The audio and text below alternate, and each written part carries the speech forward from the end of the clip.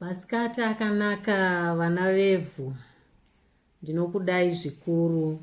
Tadzokera panyaya yedu yenherera. Nherera haina zororo, ndopandinotangira. Nherera haina zororo vadikani. Vakati baba washaika, tasara namai.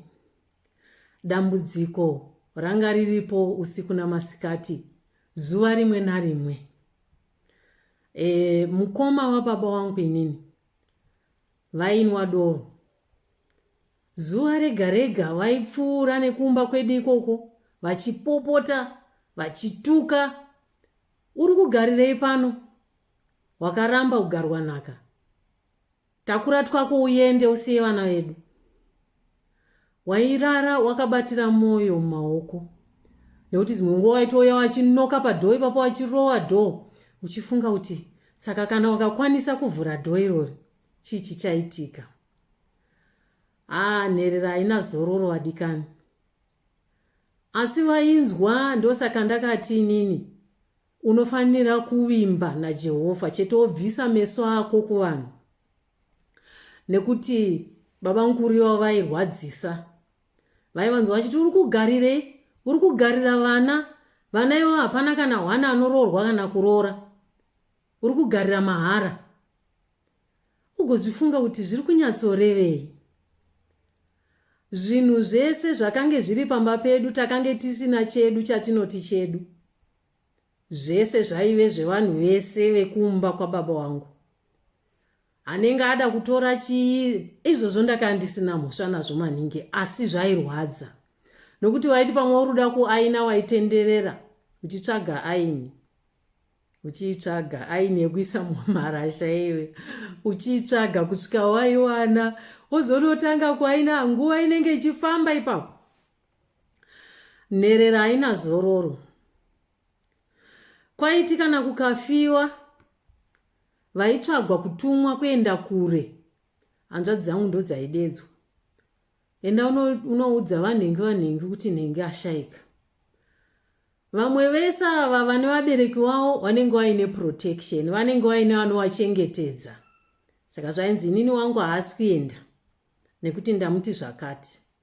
Asi iwewe usina mubereki aripo, unoitiswa zvose zvavanenge vachida kuti uite. Ngatiti pakufamba, uruda kufamba, waitevedza raini rese rekwamachabvunga uchioneka, mangwana ndiri kuenda kuHarare. Ndauya kuzokuudzai kuti mangwana ndiri kuenda kuHarare. Nherera haina nhamo, haina zororo hama dzangu. Zvekudya izvi takange tichidya because mai wangu wairima, asi kurima kwawaiita musha wese. Inini baba wangu mufamily mao mhuri mana baba wangu inini varume wakange vari 8 boys ne3 girls. Asi vakatanga kushaya ndi baba wangu. Mombe vanhu vakanga vainadzo paraini pedi pavo because taigara takangoita semuzanda umwe chete. Asi mombe baba wangu akasiya paine mombe. Mombe idzodzo dzakatanga kufa one by one. Dzikazosara dzimwe dzanga dziripo shoma. Dzatakangomuka mangwanani tichiona danga rakavhurwa rikanyatsodzorwa matanda ekuvhara danga sekunge mombe dzinofanira kunge dzirimo, pasina kana panotadza kuti pakapakanyurwa nemombe. Mombe idzodzo dzese dzakabuda dzikaendeswa kusvika nhasi unoyu. Hatizoti akatora mombe idzodzo ndiani akadziisa kupi. Nherera haina zororo. Kugara kwedu kwanga kwakaoma. Tichikura muning'ina wangu neni tainzi mahuraya. Vana vanokura vasina baba. Unoti wangaroorwa ivavo mahure. Asi Mwari haana kufanana nemunhu. Mwari haana kufanana nemunhu wadikani. Kana uri nherera, ida Mwari. Ipa upenyu hwako kuna Mwari. Sezvandakambokuudzai kuti dzimwe nguva kana uri nherera unoshaya kuti Mwari akanakira pakudini. zvinogona kukupa kuti usatode Mwari. Ndakasvika panguva iyoyo, asi ndakandatotendeuka kudhara. Asi pandaitanga kufungisisa nezveupenyu hwangu, ndaizviti Mwari haandidi inini. Sei Mwari akati inini ndichingopedza grade 7, baba wangu achishaika. Asi sisi wangu wakatodzidza wakaenda kusekondari pachikoro chinodhura. Unenge usingaoni kunaka kwaMwari nekuda kwekurwadziwa. Asi kwaunogona kuchemera chete mudikani, kuna Mwari ndokune anza. Kuna Mwari ndokune mhinduro yako. Kana uri chirikadzi, kana uri nherera, nzwisisa masoko aya. Munhu ari pedyo newe ndiMwari, nokuti akazviti ndiye Mwari wechirikadzi nenherera. Kana uri nherera, upenyu hwako hwese vimba naMwari. Nokuti vose vanokuda nokuti une zvawinazvo, une vabereki vako, une zvese. Kana usina, hapana anokuda. Unotoita kunge chinhu chinosemesa nekuti uri nherera. Vakakuona vanhu vanotanga kuona mutoro nekungosvika kwako. Saka ndakadzidza kuti handikumbire munhu. Anenge achida kundipa achandipa, handikumbiri munhu. Izvozvo takazvidzidza kumba kwedu kwese, hakuna aikumbira munhu. Kukumbira kuti ndiri kuda mari, ndiri kuda chakazo, hakuna aikumbira. Taita sekunge zvinhu zvakanaka. Izvo zvinhu zvakaoma. Rimwe zuva ndakarangarira kwakanaya mvura. Kukanaisisa. Zvekuti kwakabvira mangwanani. Upfu taive nawo, asi hapana kuti taikwanisa kuwana sei muriwo wekuti tidyise sadza iroro. Asi Mwari haana kufanana nemunhu. Ndakapinda mumba ndikanamata. Ndinonyatsoziva kuti ndakapinda mubedroom amai. Vamwe vakanga vakagara mudining. Ndikanamata. Mwari mapindurira akandiita. Ndakazochema. Ndikati Mwari hamungandipindure nenzira yakadai. Nokuti Mwari akamutsa chembere. Ikauya ichimhanya nederere mutswanda. Ikati ndauya mai machabvunga nederere iri. Bikirai vana vadye sadza. Ndakachema ndikati Mwari, mandipindura mukati pamuriwo. Asi Mwari pakati peguta rese iri, matsvaga chembere kuti iuye ichimhanya kuchinaya kudai.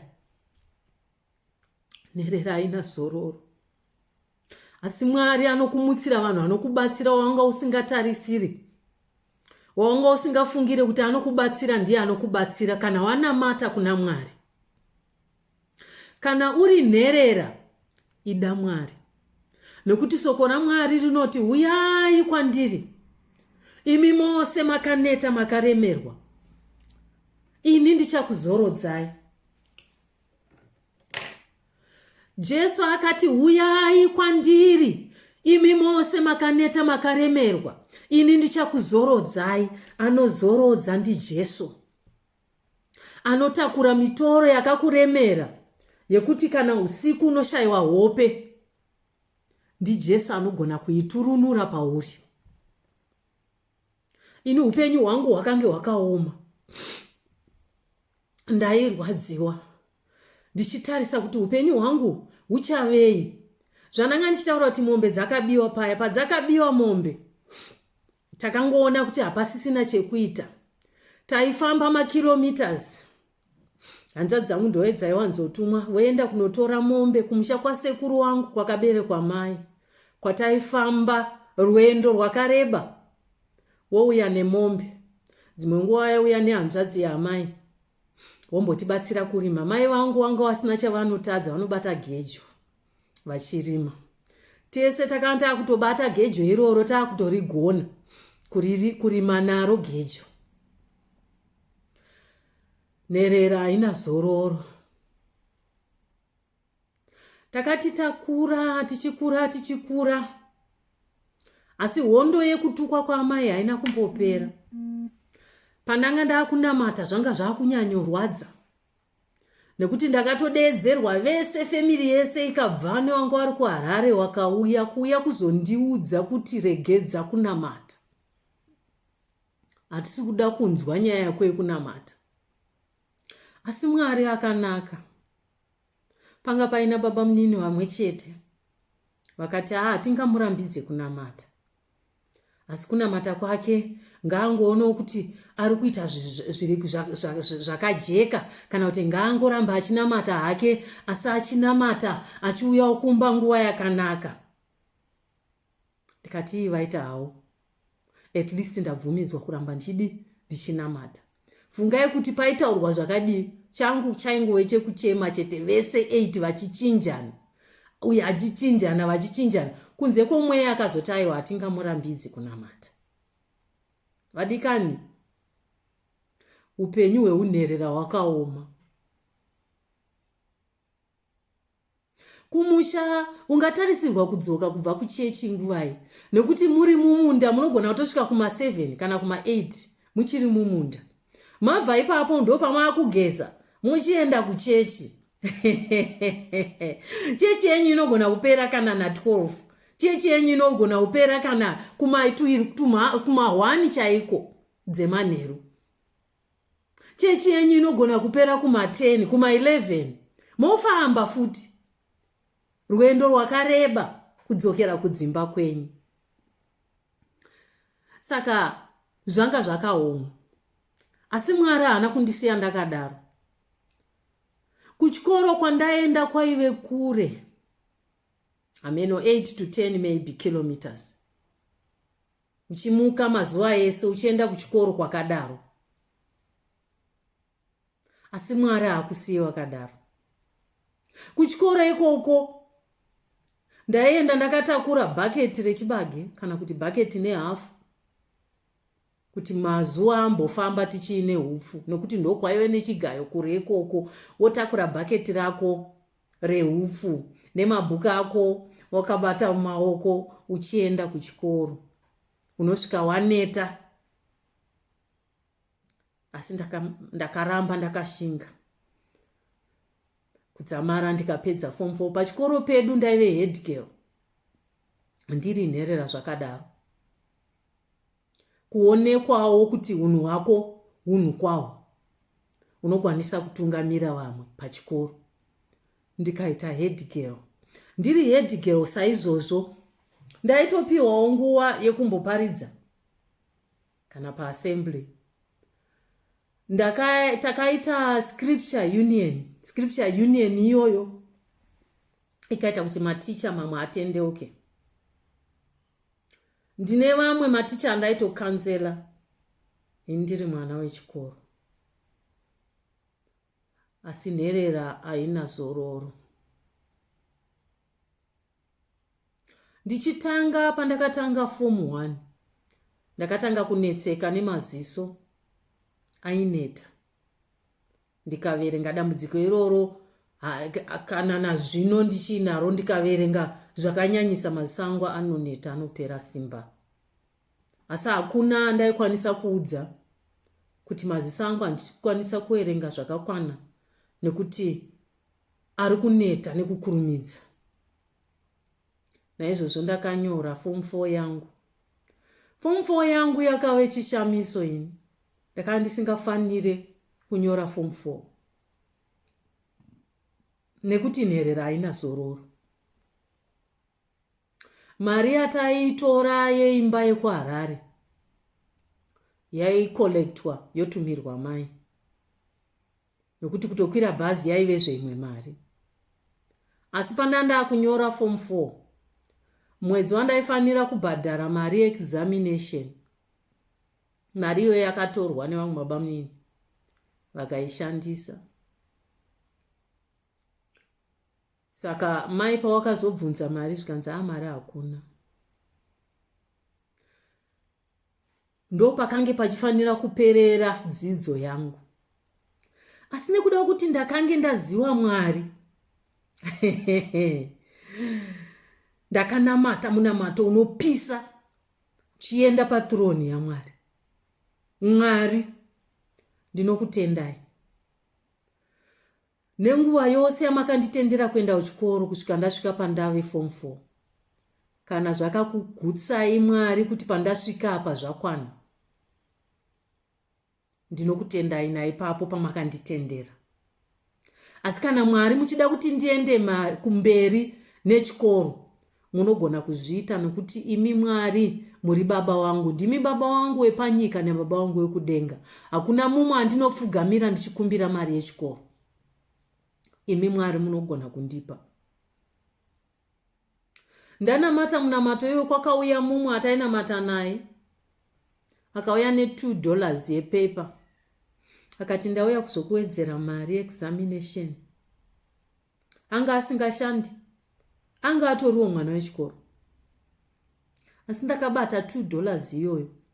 Ndikapembera pamberi paMwari ndikati, Mwari, maona kuti ndiri kufanira kunyora form 4. Ndinokutendai nokuti $2 ndeyekuwedzera. Asi imwe yacho mutori nayo. Ndimuri kuziva kwairi kubva. Ndakanamata ndikatenda Mwari ndikarumbidza Mwari. Kwasara zuva rimwe chete kuti kuswera mangwana, mari yekuregister kunyora ma-examinations nekunyora ma-subjects achona ese kuyabhadhara. Kwasara 1 day. Kwakauya munhu kuchikoro. Akanditsvaga kuchikoro akaunzwa kwandiri. Munhu akauya nemari yaikwana ma-subjects andaida kunyora ese. Barashika kota rabasa.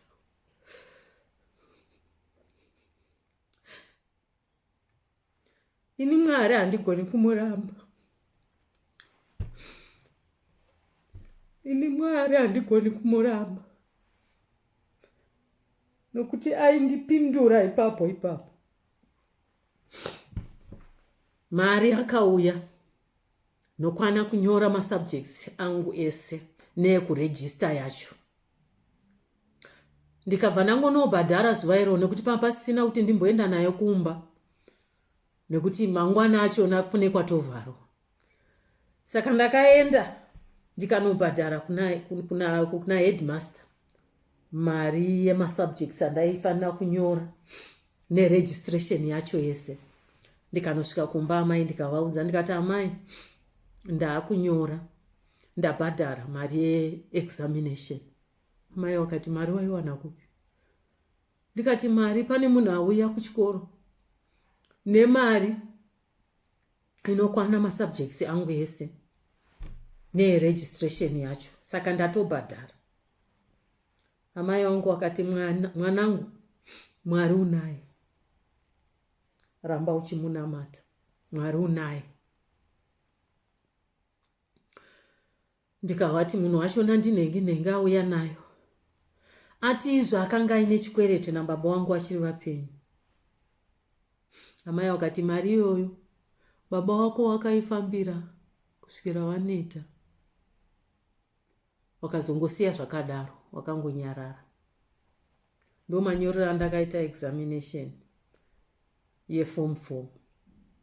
Nherera haina zororo. Asi zvandakuudzai ndezvekuti kana uri nherera, Jesu akati, uyai kwandiri imi mose makaneta makaremerwa, ini ndichakupai zororo. Nhasi unoyu ndinogumira pano. Ndinoda kunamata newe nherera, usiri kuona kunaka kwaMwari. Muwengi wako kana uri nherera, ndinoda kuti uzvibatisise. Muwengi wako ndi Satani. Satani ndiye anowanzokonzera ndufu dzinoitika munhu asati akura, nekuti chinangwa chaMwari, Mwari anoda kuti munhu akure akwegura.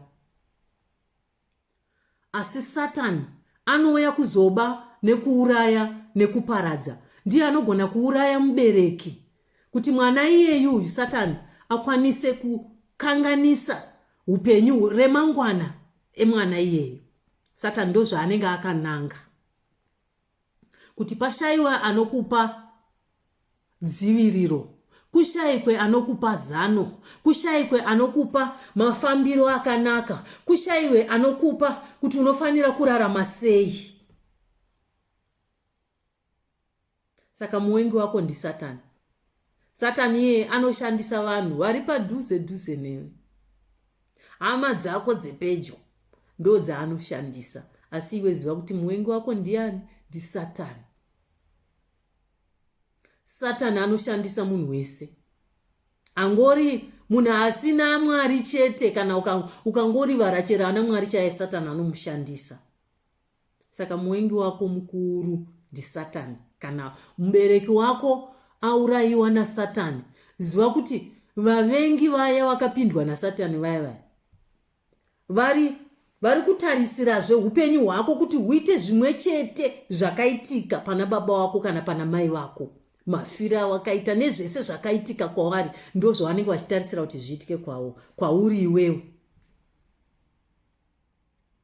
Mwari haafariri rufu rwemutadzi. Mwari haafariri munhu anofa upenyu hwake husati hwaenda kure. Asi Satani anouya kuzoba nekuuraya nekuparadza. Kana usina Mwari, Satani anongoya achikuparadza. Saka masikati ano senherera, muri vanin'ina wangu, muri hanzvadzi dzangu, muri hama dzangu, ndinokunzwisisai. Nherera, ndinokunzwisisai.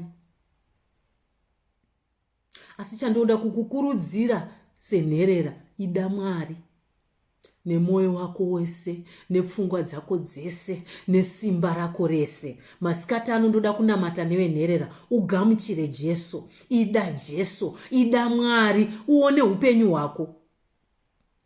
Ramangwana rako rakajeka kana uina Mwari. Masikati andoda kuti ugamuchire Jesu saishe nemuponesi wako. Ita, Ishe Jesu, ndinouya kwamuri. Ndanzwa kuti munondida uye makanditi uyai kwandiri, imi mose makaneta makaremerwa, ini ndichakuzorodzai. Ndauya kwamuri, ndaneta nemutoro wehunherera usiku nemasikati. Ndinenge ndichifunga nhamo dzangu, handioni chiedza, handioni kunaka kwaMwari, handioni upenyu, handioni kune chakanaka muupenyu hwangu. Asi nekuda kwokuti ndauya kwamuri Jesu, ndakukudai. Kubva nhasi upenyu hwangu ngahushanduke. Nditungamirirei, mundibudise mune upenyu hwakaipa. Mundifambise muchiedza chenyu. Ndiregererei zvakaipa zvangu. Kubva pazuva ranhasi ndirarame mukuda kwenyu. Zita renyu rikudzwe Baba. Munyore zita rangu mubhuku reupenyu kubva zuva ranhasi. Mbiri ngaive kwamuri. Muzita raJesu Kristu akafa akamuka. Amen.